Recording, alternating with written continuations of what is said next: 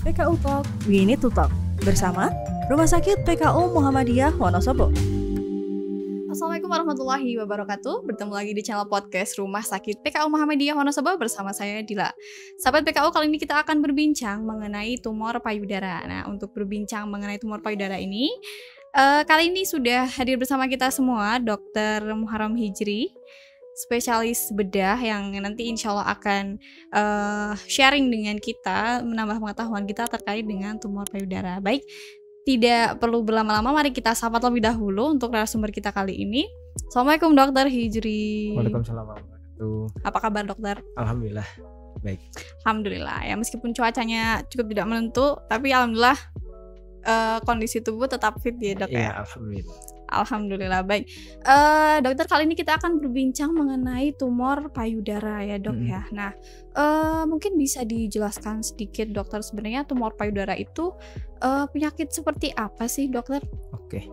Ya, assalamualaikum warahmatullahi wabarakatuh. Jadi tumor payudara itu secara garis besar sih adalah suatu pertumbuhan tidak normal dari jaringan payudara ya, tumor payudara.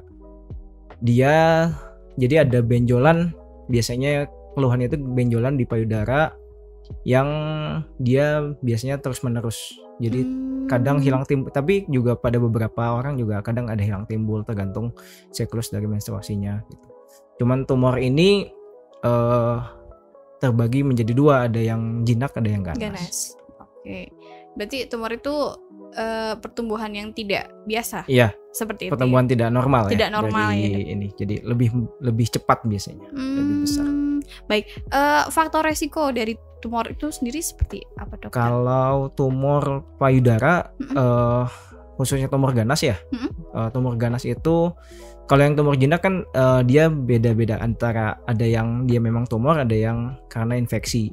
Jadi kalau tumor yang jinak itu bisa karena infeksinya macam-macam, bisa karena jadi radang payudaranya atau jadi malah abses itu terkumpulnya suatu nanah di payudara gitu. Kalau untuk kanker tumor payudara yang ganas, kita biasanya kenalnya dengan kanker payudara.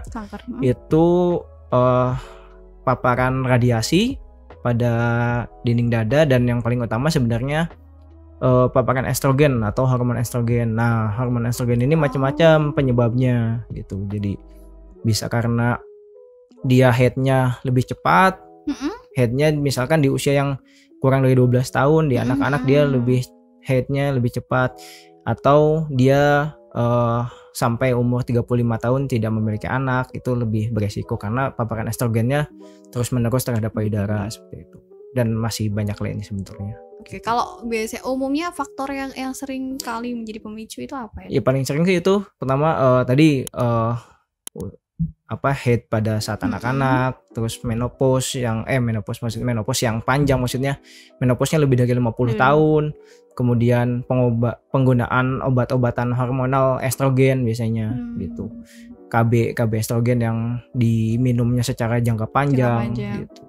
Terus tidak menyusui, terus ada juga biasanya ada pengaruh dari genetik juga. Oh, berarti ada faktor turun-menurun juga bisa jadi ya? Jadi untuk yang memiliki orang tua yang dengan kanker payudara, maka anaknya pun memiliki resiko untuk penyakit yang sama. Ya, meningkat dibandingkan yang tidak punya orang tua dengan penyakit kanker gitu. Oke. Untuk tumor payudara ini sendiri, apakah memang diderita oleh laki-laki atau perempuan, atau mungkin perempuan aja kayak gitu itu? Tumor payudara itu sama, baik untuk laki-laki atau perempuan sama-sama punya resikonya. Cuman memang angka kejadiannya lebih sering terjadi di perempuan karena tadi paparan terhadap estrogen tadi, sedangkan di laki-laki kan enggak banyak paparan estrogennya gitu. Cuman laki-laki pun tidak menutup kemungkinan terjadi kanker payudara itu. Oke.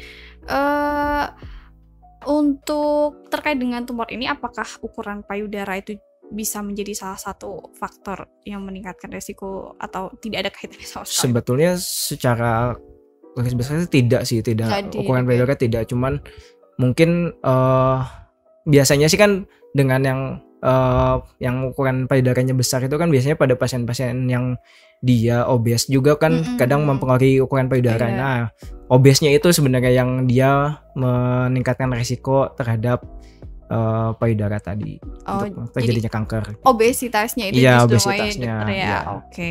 Nah, kira-kira untuk tumor payudara ini sendiri dokter, itu umumnya terjadi pada usia berapa?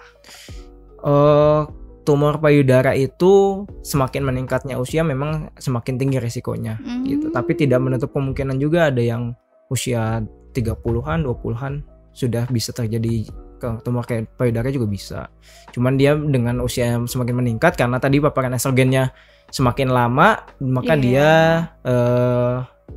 semakin beresiko. Beresiko gitu. Seperti itu ya. Berarti memang angka kejadian tumor payudara itu di angka-angka usia yang tinggi seperti itu ya dokter ya. Mungkin sekitar 30-an akhir sampai ke 50-an biasanya. Begitu.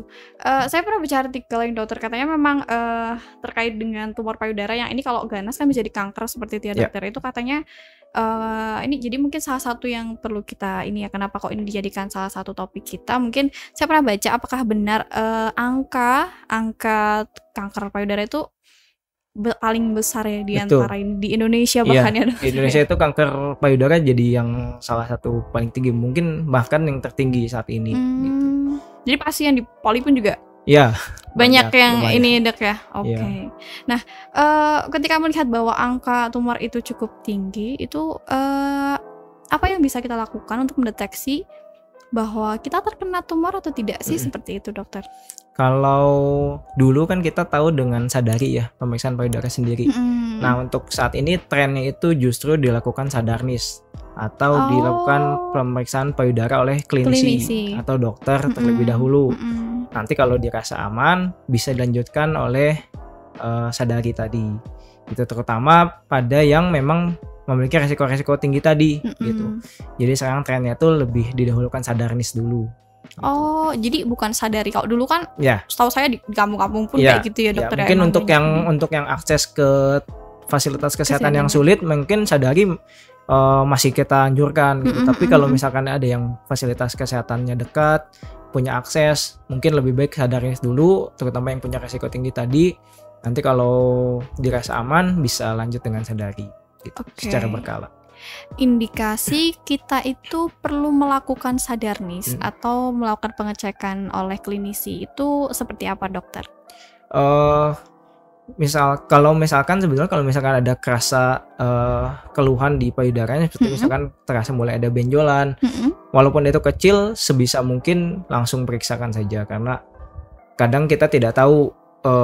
Jadi kadang pasien-pasien itu justru malah terlambat datang ke dokter dengan sudah besar, dan penanganan tumor ganas atau kanker payudara ini prinsipnya adalah semakin dia dini diketahui, semakin dini dideteksi malah lebih bagus untuk prognosis atau keberlanjutan penyakitnya gitu.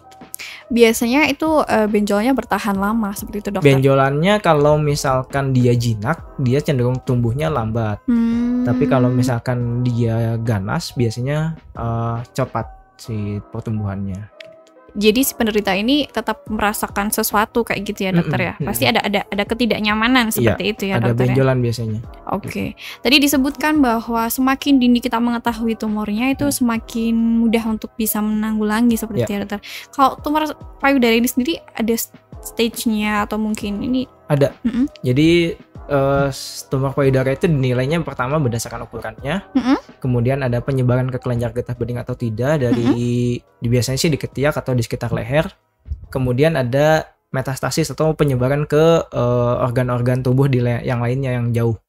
Biasanya paling sering itu ke paru-paru, ke hati, ke otak ataupun ke tulang. Jadi penyebarannya kalau bisa itu sampai sana. Kalau misalkan ya tadi itu perjalanan penyakit kanker itu bisa sampai sana kalau misalkan terlambat penanganannya. Gitu. Oke, balik sebentar. Mungkin terkait dengan tumor ini tadi, menyusui itu bisa nggak sih dok meningkatkan risiko? Justru dengan menyusui resiko untuk kanker payudara malah turun. Malah menurun ya dokter ya. Makanya kita menyarankan buat menyusui. Gitu. Jadi mungkin bagi ibu-ibu di luar sana yang ada terkendala terkait dengan ASI mungkin juga bisa meningkatkan faktor resiko juga ya dokter ya? Maksudnya gimana? Jadi tidak bisa menyusui full misalnya kan 2 Karena- tahun kayak gitu. Oh sebenarnya nggak secara langsung karena dia nggak bisa menyusui jadi menekan resikonya, tapi dengan menyusui dia menurunkan resikonya. Oh lebih Gitu. ya justru karena menurunkan ya, gitu faktor ya. protektifnya bukan faktor Faktor resikonya ya, bukan malah ya. jadi faktor resiko. Oke. PKU Muhammadiyah Wonosobo, keramahan sebenarnya.